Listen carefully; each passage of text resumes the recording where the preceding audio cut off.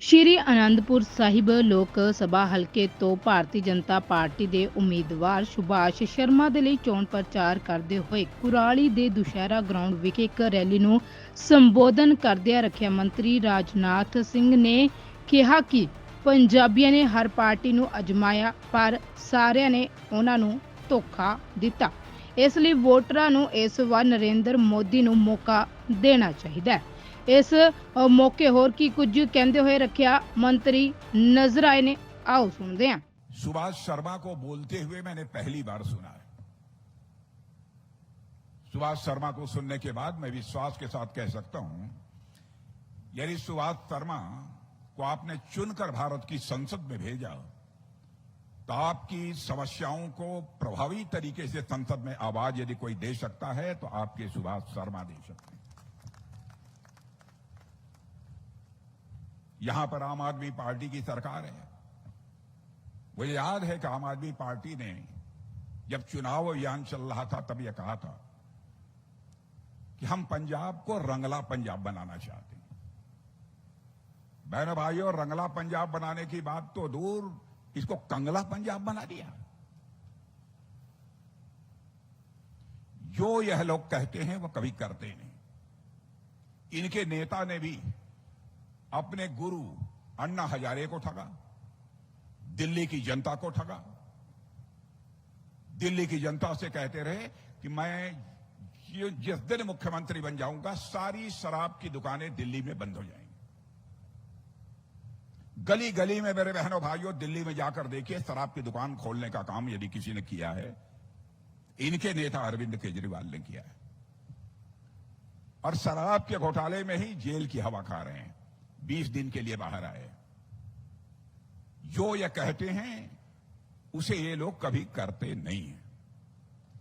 यह भी कहा था कि यदि मैं मुख्यमंत्री बन जाऊंगा तो मैं कभी भी सरकारी आवास में नहीं रहूंगा।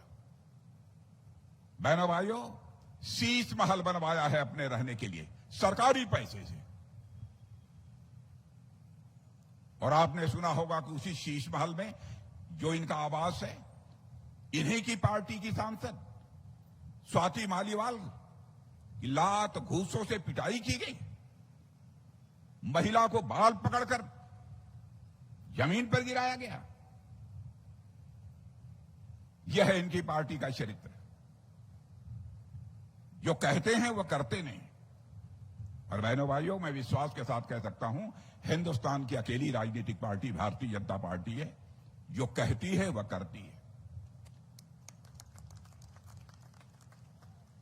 और मैं जो कुछ भी बोलने जा रहा हूं, हमारी कहीं कोई बात गलत हो, प्रेस के दोस्तों से भी कहूंगा, मेरी आलोचना आप कर दीजिएगा, मैं उसका स्वागत करूंगा।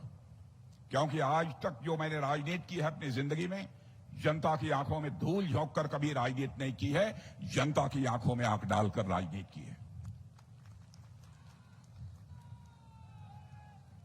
हमारे यहां कोई व्यक्ति गलत बोल सकता है, जो कहे वह न हो यह हो सकता है, लेकिन हमारी पार्टी जो कहेगी बहनों भाइयों वही करेगी। हमारे कहने और करने में, हमारी कथनी और करनी में, हमारे वर्ड्स और डीड में कभी अंतर नहीं रहा है। नेताओं के कहने और करने में अंतर होने के कारण, जनता से बार बार झूठ बोलने के कारण ही जनता पर से लोगों का विश्वास ही समाप्त, जनता का नेताओं पर से विश्वास ही समाप्त हो गया था। और यह क्राइसिस ऑफ क्रेडिबिलिटी, विश्वसनीयता का संकट भारत की राजनीति में सारी राजनीतिक पार्टियों ने पैदा किया। लेकिन इस क्राइसिस ऑफ क्रेडिबिलिटी, विश्वसनीयता के संकट को चुनौती के रूप में भारत की राजनीति में यदि किसी ने स्वीकार किया है, हमारी और आपकी पार्टी भारतीय जनता पार्टी ने